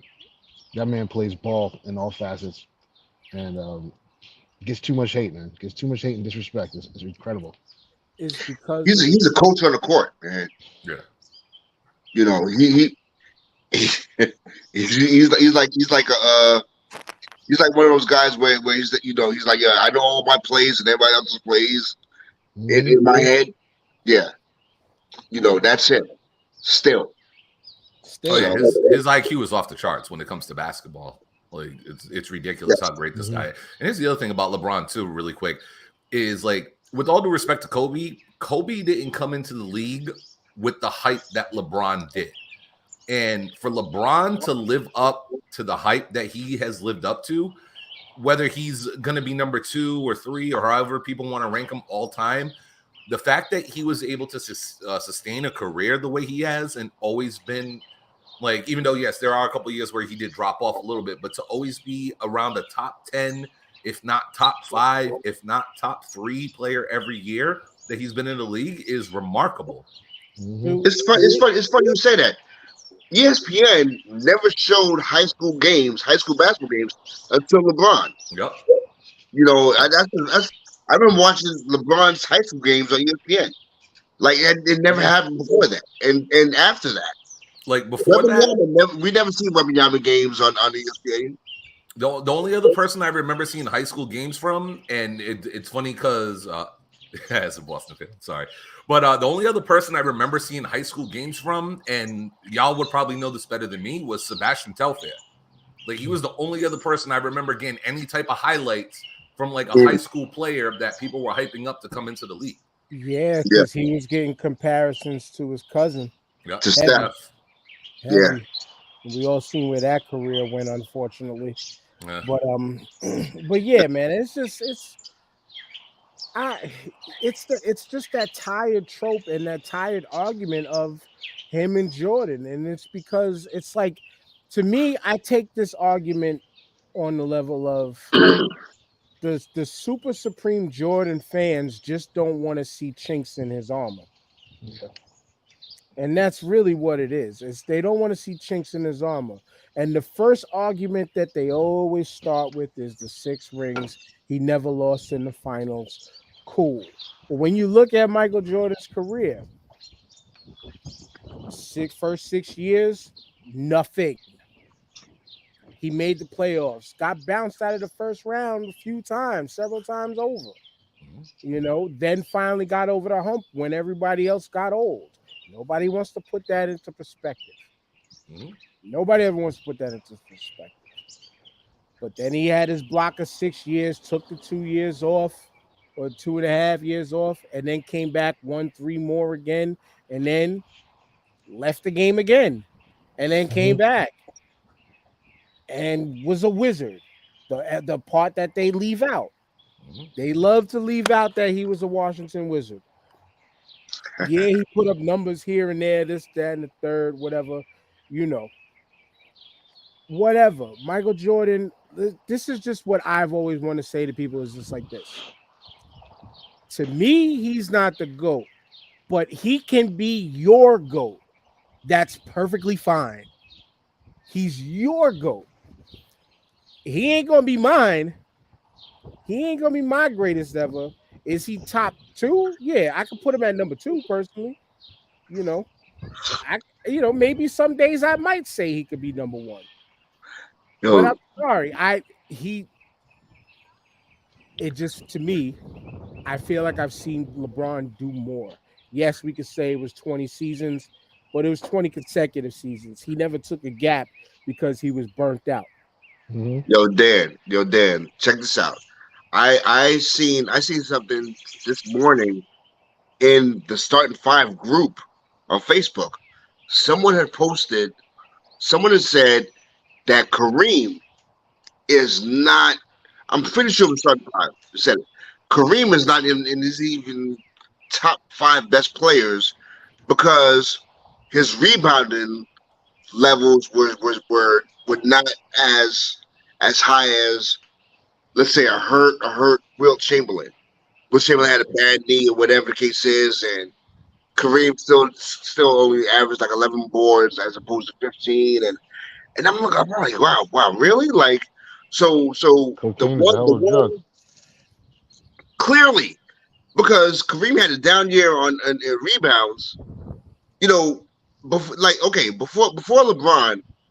Before LeBron, as far as the longevity aspect of it, Kareem was the freaking, he was that dude when it came to longevity.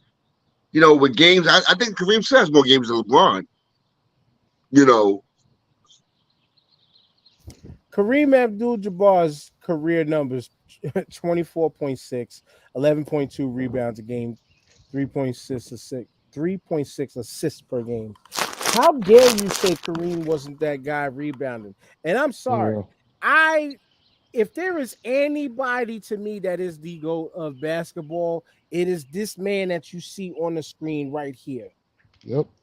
Michael Jordan has not won on every level of basketball he played on like Kareem Abdul-Jabbar. Correct. LeBron James didn't go to college to win on every level of basketball that you can play. This dude won state championships, multiple in high school, multiple college Power national Memorial. championships, and he also has 5 or 6 NBA rings. How many? 5 or 6, yeah. So How I'm many sorry. years did he play? I'm sorry. Let me look. Shit ton. Yeah. Shit Yeah, he ton. won career And to be too. good, you Too know what I'm many. saying? Yeah. Look at that. And then too, like I'm reading it now, his career playoff stats. His career playoff stats. Let me get all right, I'm reading the right column.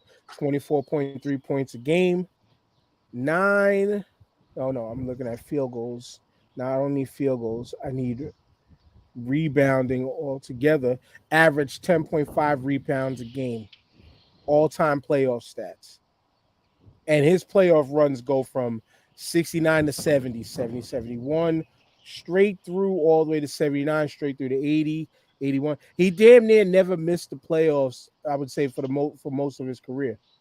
It's crazy. For most of his career. His playoff run ended in 89. Yeah, his career ended in 89. So this man damn near made the playoffs almost every year he played. Dan, really quick, while you still have his stats up, right? Question: when did the 3-point line become a thing in the NBA? Let me look that up. Because you got to remember, 81? you got to remember statistically too. In the earlier part of Kareem's career, people weren't falling in love with the 3-point line. Sure. Like even in the like the early 90s, it wasn't a 3-ball league. It was more of a drive inside, post moves, and stuff like Not that. just stuff got there. 1979, 1980 season was when the 3-pointer was introduced. All right, so you got to remember during the earlier portion of his career, there wasn't a lot of 3-ball shots and shots getting chucked up. A lot of the stuff was at the rim. So if you want to really argue his rebounding numbers, it's going to be hard to rebound when damn near every shot is just like right there in front of you, or people are settling for mid-range jumpers. You know what I'm saying? Nowadays, everyone's shooting 3. You know what I'm saying? So whether you're getting rebound, whether they're hitting or not, if the ball's going up in the air, rebounding numbers are going to be a lot higher.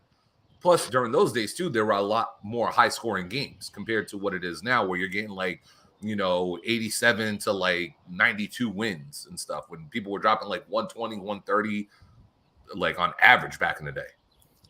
And let me pull this back up since we talking GOAT talk. Again, this is Kareem, to me, is the true GOAT in basketball.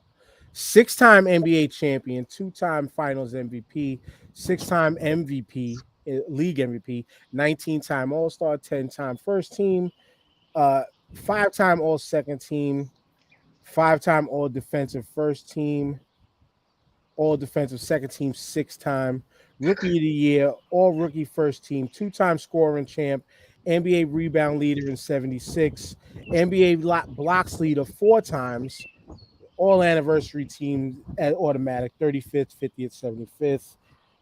Retired number in 2 teams, 3-time NCAA champion, 3-time MVP of the NCAA Final Four, 3-time National College Player of the Year, 3-time first team, retired at UCLA, 2-time Mr. Basketball at high school, 3-time first team All-American, Presidential Medal of Freedom, USBL head coach champion, and 2-time champ as an assistant coach.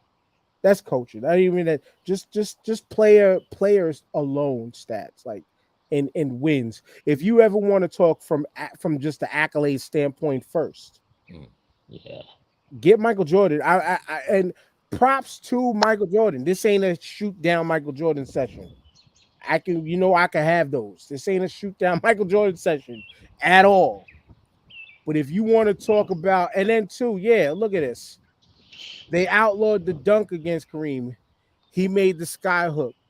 Flowers now. He created what is perceived to be the most unstoppable shot in the game. Now, no one's been able to replicate that either since. As smooth as he did it. And as indefensible either. You know what I mean? Yeah, I mean, it's been blocked before. Don't get me wrong. It's been blocked, but how often? Right. We might be able to count on one hand and a few fingers.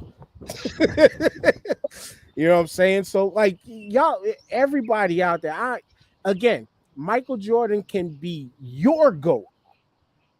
And that's not where this conversation was supposed to go. But Michael Jordan can be your GOAT. Well, really quick, He as ain't mine. a New Englander and as a Celtics fan, the only reason Kareem won't be number one on my list is because he was a Laker. Okay. That's just my bias. But with all due respect, Kareem is definitely number 3. If not number 2, he's definitely number 3 for me. All right, Bill Russell. You got that. You got that. I should love my boys. But anyway, that was enough of that. We kind of agreed. I do y'all agree with the statement that I made that like LeBron, like I don't think LeBron truly had a prime. His prime has been consistent. That's the biggest thing. Yeah. And he evolves his game, and and he ages gracefully, bro. Mm-hmm. You know what I mean? Yeah. And we all age. Some of us gracefully, some of us not. A lot of our jobs in the past have definitely either aged us or made us younger. So, because it's Memorial Weekend and we want to memorize and remember shit, I wanted to, what was some of the worst jobs that you had coming up? I could tell you, I think every job I've had. I told y'all the story about me painting the fence a couple weeks ago when y'all talked about painting the pool. Remember that? That was like 2-3 weeks ago. But I did that. I think maybe delivering papers one summer when it was Africa hot in New York City was one of my worst. I used to work at this store called Mace's Closeout City. It was like a discount store. I used to work for Cinnabon. That lasted a couple months. That wasn't the worst. I used to work at Kmart. I had good times there. I used to work at 2 different sneaker stores. And then I worked for Easy Pass, which that job, I think maybe delivering papers was the worst job because I went from there to Time Warner Cable to the career I'm at now, which I'm almost close to retirement. So I would have to say delivering freaking newspapers when we had weeks of consistent 95, 96, 98-degree days might have been the worst. What has been, whoever wants to go, what was some of like the worst jobs y'all ever had? All right. Jamal, you know what, Jamal? Yeah. Because you made that face, you go last. Because you look like you got some shit. So, Brian, what were some of the worst jobs you had? I'll tell you the one job that I lasted about a day at. I remember one of those. I have a fear of saws, of like cutting saws, belt saws, all that stuff. When I was in middle school, I accidentally had my teacher cut off his ring finger because we were making football helmets and I missed a day. I kept asking him, can you cut my thing for me? Blah, blah, blah. He's like, fine. He's doing it. Then I dropped something. He looked over and he sliced off his entire finger.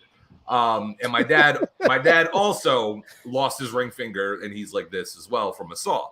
So I've always had a fear of saws. So I go work for this pallet company that's literally like a couple blocks away from me a couple years ago. And the one thing I told them was do not put me on anything that involves a saw. Guess where they put me? On the belt saw. On the belt saw. So I was there for a day. I am shaking. I am sweating. I get to lunchtime. I was like, fuck this place. I'm out. And I just dipped out the door. I was like, yeah, I'm not doing this. So that was one of my worst jobs. Another one that was bad, telemarketing sucks. Like I did that for like a couple weeks. It was horrible. The most fun I ever had was calling somebody in the middle of a Steelers game. And we spent 20 minutes talking about the Steelers. And at the end of the call, I'm like, so do you want to do your mortgage? He's like, nah, but it was good chatting with you. And hung up. And from there, I was like, yeah, no, I'm not doing this no more. So those are 2 of my worst jobs I've ever had. Yo, you actually, I left some shit out because you said one day of work. Kind of was about to work for this company, this like plumbing company. I did the jackhammer one day. I liked it, but they never called me back. But I remember the worst thing that I ever did. My brother had a hookup with this karate place that used to be out here on Staten Island, right? And if y'all remember, 2 jobs I remember. Holy shit. So shit. So the karate place, right? There's a weed whacker going right across the street from me right now. Fucking, of course, while we're doing this. But so my brother worked for these guys for like one summer, and he was able to get me in. And you remember how like companies in like the 90s would have like mascots and costumes, like trying to get people to sell. I think we was running around in Power Ranger costumes, and I forgot what other, and Ninja Turtles outside of the thing. I might have worked there for a week, maybe a week and a half to get one check. Again, 90 something degrees out in this big ass sweaty suit that other motherfuckers was in. Damn. Easily one of the worst shits. But the last one, and I'm remembering it now, the last one, I worked for this place for a week. And y'all New York heads, y'all should remember these people. Yo, I got that cool water, I got Jupe, I got Dracar, I got Polo Sport. The people who sold the alternate colognes and perfumes on the street, hustling straight out of a bag. I did that shit for a week. I think we was all over Staten Island working like around a Pathmark shopping center. The furthest place we went to freaking Newark Penn Station and was trying to hustle perfumes and colognes and fucking button downs and slacks, trying to look all professional. Was one of the dumbest things I've ever done. But because they said, oh, if you do this, you could be, you can be your own manager, and you were hired, quote unquote, under the manager label. It was one of those pyramid joints. It was one of those pyramid scheme joints where we was under two people who was under a company who was under a company. And if we wanted to get up in the company, then we could have opened our own branch, hired our own people, and pay all these people up the fucking ladder. That was the worst job that I've ever done. Really quick, I want to jump in because the moment you said pyramid scheme, something else hit me. Y'all ever heard of a Kirby? The vacuum. Yes. I used to sell Kirby's. I had to go to people's houses. Oh no! Disassemble the shit, put it together. Yep. Disassemble, put the shits together, bring it to their bedroom, show them how. Oh, look at all the dust mites you can pick up. I did that shit for 2 weeks. I sold one Kirby, and it was to my brother. And still to this day, this motherfucker will not let me live that down. He was like, "I still got that fucking vacuum you sold. The worst $2,000 I ever spent." But he told me the vacuum worked really good, so. Yeah, wow. I did that too. All right, it's on you. I think we shared enough trauma. Yo, I caught the tail. I had to get some more ice, by the way. So, but I caught the tail end of your story. I remember, man. My mom. Shout out to my mother. You know, I know she's not gonna listen. I hope she's not listening. Shout out to my mother, man. Yo, she made me check out the Chief every Tuesday. And shit, the Chief every Tuesday, and the fucking Daily News every morning. Yep. And back in the days when we used to when classifieds were classified. Classified, yes. Yep. Yo, I went ahead and fucking applied for a job through the classified Daily News, selling fake. It wasn't fake perfume. Well, okay. They said it wasn't fake perfume. It wasn't fake cologne or whatever. But it was like, oh, you can't patent colognes. So it smelled just like Fahrenheit or it smelled just like Jupe. And that was the shit I was selling. And yeah, that was probably the worst job I've ever had, man. I lasted about a good 2 days of that shit. I'm like, yo, first of all, niggas my age is not buying the real shit, the real fucking what you call it. They definitely not gonna buy no cologne off the street, you know. And so I did that. Of course, CVC. We're like you know we touched on the painting pools in 90-degree weather. That shit was up there. Yeah, that was it, man. The my army days, man. That's probably my best jobs that I had. Mm. You know, because I met some good fucking friends, man. Shout out to all my army peoples that I'm still cool with to this day. But yeah, those are probably my worst jobs, man. Jamal, All right. I'm So you waiting for got this. you I got got the a few. floor. Salivating. I got a few, man. So the first one was there was this warehouse up in the Bronx above 205th, right? And in this warehouse, these tractor trailers just be dumping mounds of potatoes. And Amaka was with me, bro. We had we had to bag 5 pound bags of potatoes. And no matter how fast you worked or how much you did, them trucks kept coming. It's like you didn't put a dent in them joints. But I don't know if you ever handle potatoes, you see how dirty and dusty them joints is, right? Mhm. So at the end of the day, you in this warehouse, and we had these uniforms on, and I lived at that point. I lived in a two-fare zone in Brooklyn. I was out in East Flatbush, so I had to take a dollar cab 2 to 4 on Eastern Parkway and catch that joint to the D or whatever. That went all the way up to 205th, and then catch a bus to get to that joint. So I was coming home dusty as a motherfucker, man. If I went like this, a dust cloud would come off me, man. And I remember they I guess they had quotas. Or they was pissed. You gotta work faster. I'm like, yo, there's potato dust in my nose hairs, fam. My Y'all eye my niggas think eyebrow, it's slavery. bro. Any type of ish the city needed that they can get free labor for, that's what we did. That's what we did, man. Yeah.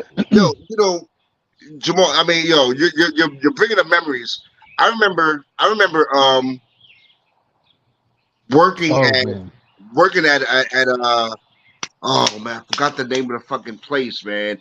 It was a nursing home, Yes, that was in Cobble Hill. Cobble Hill. Cobble Hill Remember Nursing what Home. Cobble Hill? That Yo, was my second story. I've never worked with anyone with any type Alzheimer's. of dementia or Dementia. anything Yeah. like that. And they just threw it. It was like, all right, black boy. Here you go.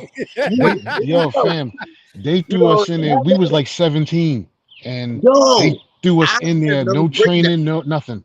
I had a nervous breakdown because I was like, Yo, yo, I can't do this. Yeah. Like, I cannot imagine. I never knew about dementia or anything like that. No. And you have me working with, people who, okay, yes, my name is John Jones, and 5 minutes from now, he forgot his fucking name, and I'm like, Yo. what do I'm like, yo, how is it? So I had a nervous breakdown Yeah, because I that was was like, tough. yo, listen, I can't work with, I don't know what I'm doing. I want to go home. Like I started crying, all type of shit because I never had any type No, of man. experience with Same here. dementia, fucking Alzheimer's, none of that. So they had to scramble and take me out of there. Yo, it was crazy. They left us there for 4 months, bro. No intro, just to help these people in the Yes. orderlies and the activity directors in this Alzheimer's unit. And Yes. it was varying degrees of dementia. There was some that just was new to it, and then there was some that was just gone. Deep And, into it. and it's some of it's sad because a lot of times these people would just dump their loved ones there and they wouldn't come see them. And we got assigned like 3 or 4 patients. I had this one, I'll never forget this dude. He was an English paratrooper, and I don't know why the hell he was there. He got dumped there. He was a World War II paratrooper, and he got trapped in North Africa in a Nazi camp, and he escaped, and he learned Swahili. Every day, this motherfucker would look at me and ask me if I knew Swahili. Wow. He would just say to me, he said, "You don't speak Swahili?" I'm like, "No, no, man, I don't." Wow. But yo, did that shit would. any of them like flashback and like call y'all boy or nigga or something like that? There was one dude.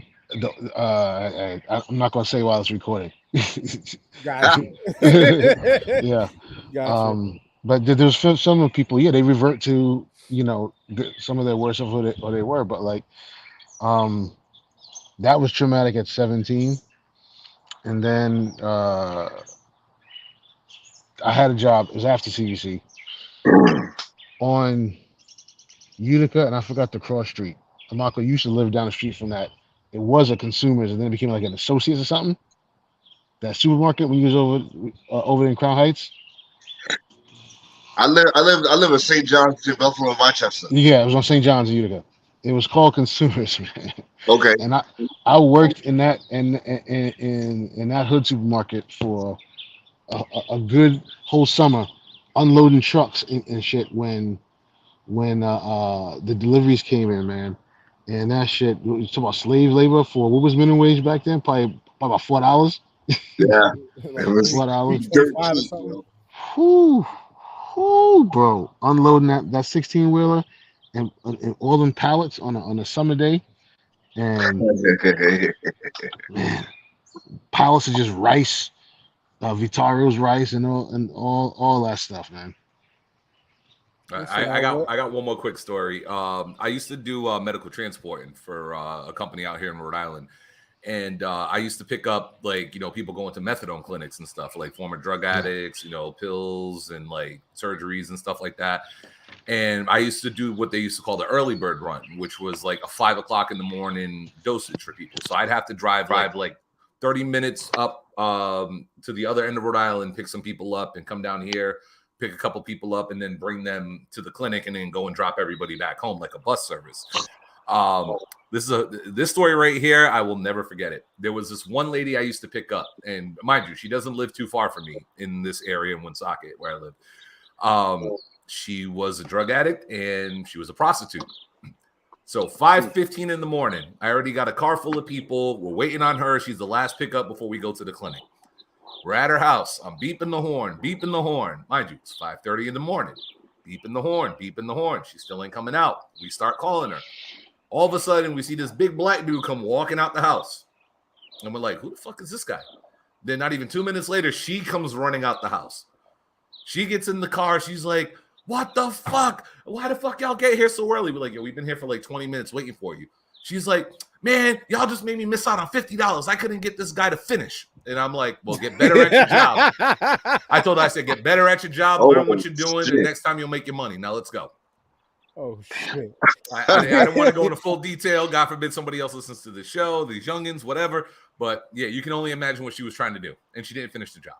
I mean, at least she was proud of her vocation.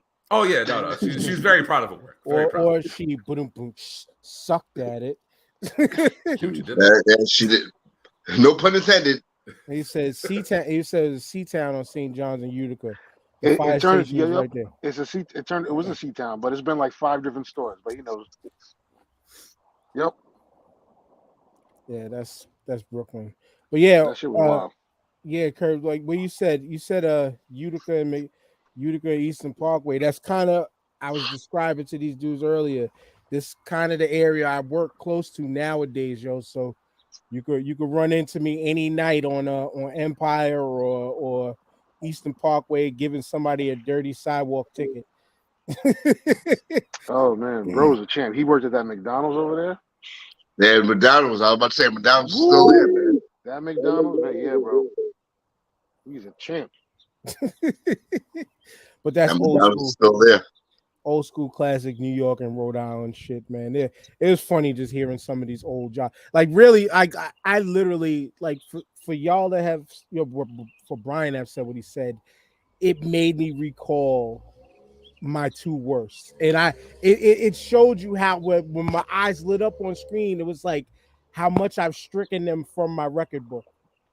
That I used to be out there walking. Hey, you like cologne, right? You like men and women's cologne, right? Always started off with that, and then I did that shit for. It was Oh, you were selling fake cologne too? Oh, that's the story you missed then. Yeah, that's the story. Oh shit! Yeah, I had to get the ice, man. My bad. I got it. Yeah, that's the story you missed. Where I was, you like cool water? You like juke? You used to always hit the Mexicans with the juke. Because y'all know New York, y'all know the Mexicans and the Puerto Ricans used to get the juke first, and some of them would buy. We would get some people. It was what was it? Oh, it was maybe like $30-$40 a bottle or something like that. Bro, I sold absolutely no cologne, bro. I might have sold absolutely no cologne. Yeah, it was any commission-based job was just like the worst, and You know, I could go on and on and on about all the places I applied to and didn't get jobs at. Like once, like when Best Buy came out here, like I remember they didn't, you know, it was brand new. I couldn't get the job there, so I boycotted it. Never shopped from there until Circuit City closed. Every other place closed, and it was like this is the only store left to go to for electronics, all this shit. So I was like, fuck it, got to go to Best Buy. Circuit City. You know, I did Circuit City, another job I couldn't get a job at. Yeah. My boy worked there in like the car installation part, but I couldn't get no. He worked in one of the electronics parts, but I couldn't get hired in there either. And I'm glad I did it because it was all commission based, all that shit. You know, but so many. You ever heard that story, Ron Artesto, where he tried to get a job at Circuit City? Nah, I don't remember that. Hold on, let me find it. It was during his Pacer days, and he tried for some reason. Oh yeah, I think I did hear something like that. He tried to get a job at Circuit City while he's still. So is this after he got to the NBA? He tried to get a job at Circuit City? Was this the suspension year? He was still playing, man. Get the fuck out of here! This wasn't the year that he got suspended, right? No, man. Yeah, Radio Shack was commissioned too. Yep, I tried to get hired at Radio Shack, but they were going out of business, so I was like, fuck it, ain't no point. Yeah, Radio Shack. Nick Cannon didn't save it. Oh man, we're gonna have to do some more old school reminiscence because I'm thinking like the Wiz, Crazy Eddie, shit like that. Which you know, Crazy Eddie, crazy. Prices on Atari. Yeah, but yeah, this was fun though. This was fun, especially just talking about these old ass jobs and just remembering. You know, I think we all dropped a bead of sweat thinking about how hot them summers were. What? Yo, that's a build character though, bro. That's a build character, man. Made you a better person. Yeah, I guess. I guess. I mean, I look at jobs like that and be like, I wonder where. I don't even remember half the people's names of some of them places, but it's like I wonder where some of these people are, because I'm like, I know personally me. I was like, I know I'm doing better than most of these people. And I got something I can retire from. I hate sounding like I'm bragging, but fuck it, I'm bragging. Like when I worked, I did security for this security company, and the owner, like he was a nice guy in the beginning, became a piece of shit after a while. And I couldn't work where I wanted to work, but where I did work, well, it was decent. Like I used to work on 8th Street in Manhattan. If y'all remember this club clothes store called Bang Bang. Yeah, I used to do security in a store like that. Freaking I did security for the same company in Lane Bryant. Then the last time I quit working for him, but then he needed me in a pinch. I think it was the year 2000. I think it was the turn of the millennium, and there was a club out here in Staten Island. He was short people, so he called me to work. I was like, all right, cool. Told me how much he's gonna pay me. I was like, all right, I could do it. Then I get there. Hey, listen, I can't pay you as much as I promised. I'm sorry. I was there before the ball dropped. It might have been 11:50 something, 11:50. Right, I took my mother's Volvo at the time to get there, and I was just like, "Yo, this motherfucker really got me down here and told me he couldn't pay me the full money." I just made up an excuse. I was like, "Yo, I gotta go." Yeah, but I need somebody to replace you. Yeah, I don't care. I'm sorry. I gotta go. Got an emergency at home. There was no fucking emergency. I made it home literally a minute before the ball dropped. It was like, "Happy New Year." I'm going to bed, and I'm out.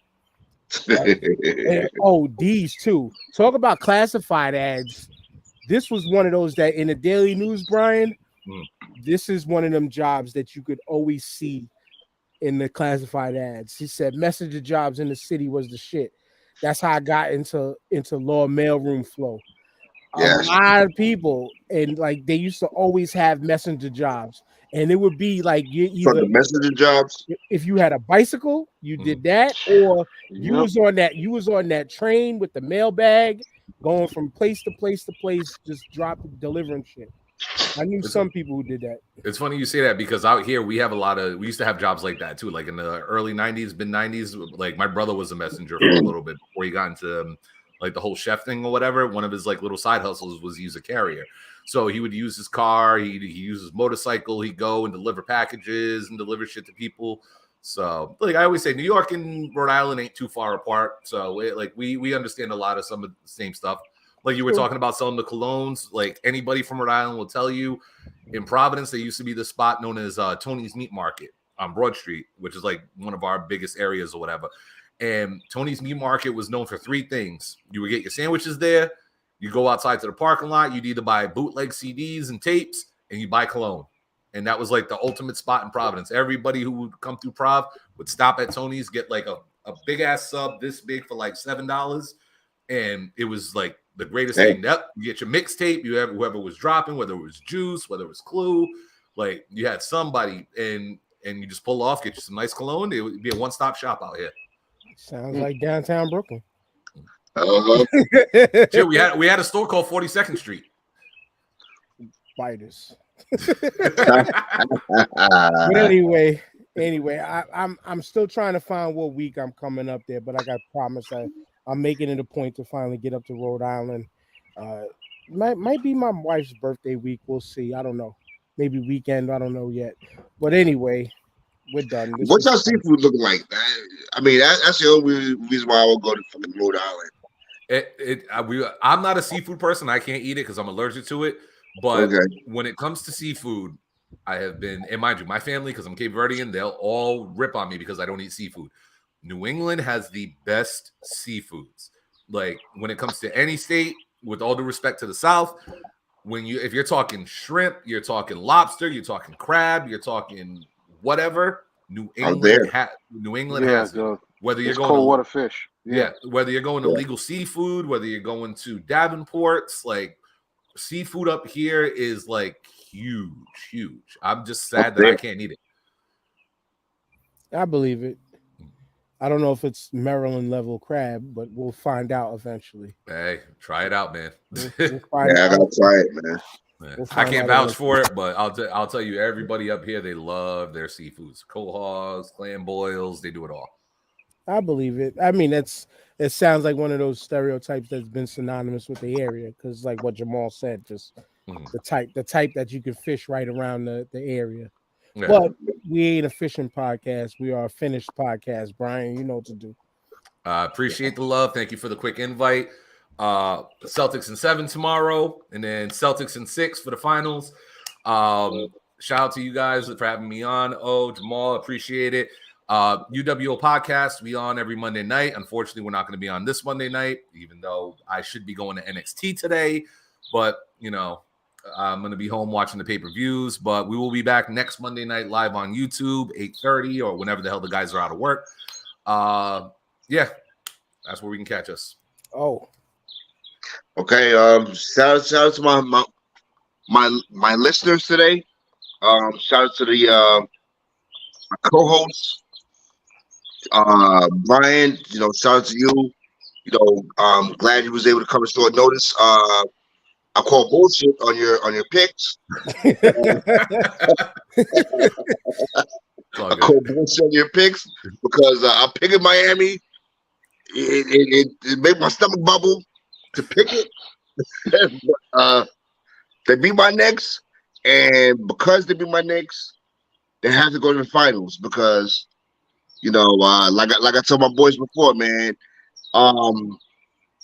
if Miami makes the finals, and my Knicks lost to them, at least lost to the second best team in the NBA. Mm-hmm. So shout out to them. Like I said, my listeners. That's pretty much it, man. Enjoy Memorial Day too. Don't burn the meat, man. Don't burn the meat. It's only his listeners, Jamal. Yeah. Shout out to the panel today. Brian, thank you for coming on, brother. Pleasure having you. Thank you. Mayor, Big O, shout out to all the listeners and everybody in the comments. Y'all folks enjoy your Memorial Day. And TJ, wherever he is. And TJ. Yep, and TJ. As always, I'm gonna, shout out to Disabled Planets. Peace to Ishtar. Peace to Ill Magic. Word. Every show is Ill Magic. And with that being said, y'all know the Starfive Podcast.com, hooksrub.com. Get your 20% off using the code starting 5. You should have had some by now. It's Memorial Weekend. If you're out there burning your meats, pause, no VDs. You should be using Hooks Rubs. Get yourself some for the next barbecue. If you didn't invite any of us to the barbecue, you better order 2 times the amount just to represent us that we were there in spirit and in seasoning. But yeah, definitely use that code starting 5, all caps, starting 5 on hooksrub.com.